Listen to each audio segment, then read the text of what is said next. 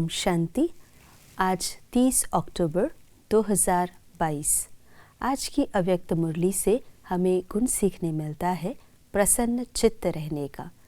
प्रसन्न चित्त जो रहता है वो सभी प्रश्नों से परे रहता है, बेफिक्र बादशाह होता है। वो उसे किसी भी प्रकार की चिंता नहीं रहती है, क्योंकि किसी भी संबंध में, चाहे स्वयं के प्रति, चाहे प्रकृति के प्रति, चाहे लोगों के प्रति, चाहे ड्रामा के प्रति, उसके मन में प्रश्न नहीं है और इसीलिए वो प्रसन्न चित्त रहता है। क्यों प्रश्न नहीं है? क्योंकि उसे ड्रामा का ज्ञान है, उसने उसे स्वीकार किया हुआ है, समझा हुआ है कि हर एक आत्मा का पार्ट है, ड्रामा की हर सीन एक्यूरेट है।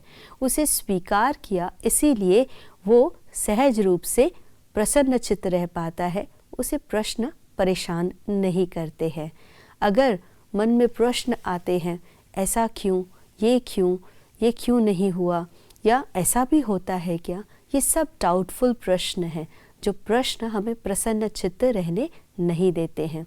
कोई चीज़ गलत हो रही है, उस गलत को गलत कहना तो गलत नहीं है, लेकिन अगर गलत को गलत कहते हैं तो फिर उस गलत को कहीं ना कहीं वर्णन भी करेंगे, उस गलत को बुद्धि में धारण भी करेंगे, और जब वो धारण किया तो वर्णन होगा तो वो वातावरण बनता है। इसीलिए बाबा कहते हैं जो प्रसन्न चित्त आत्मा होगी वो गलत को समझ लेगी, राइट और रॉन्ग के हिसाब से समझेगी, लेकिन उसका फोकस होगा सल्यूशन पर, प्रॉब्लम पर नहीं। जब उसका फोकस सल्यूशन पर है तो उस गलत को परिवर्तन कर सही करने में ही उसकी एनर्जी यूज़ होती है। अगर गलत को हम वर्णन करते हैं तो वो जैसे गुंबज में आवाज़ करना, वो रिटर्न होकर हमारे पास ही आती है।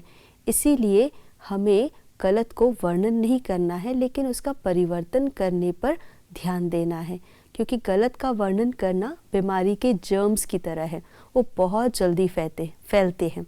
जैसे कोरोना वायरस बहुत जल्दी फैला, इसी प्रकार से ये व्यर्थ की बातें भी बहुत जल्दी फैलती है, और जिसके लिए बोला गया वो उस तक पहुंचती है, वो सिद्ध करने के लिए उसे 10 और बातें फैलाता है।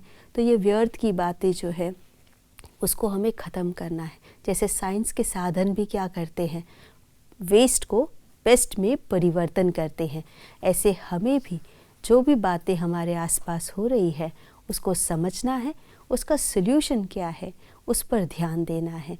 व्यर्थ को फैलाना नहीं है, प्रसन्न चित्त रहना है और सबको प्रसन्नता बांटनी है। आज के दिवस की यही शुभकामना। ओम शांति।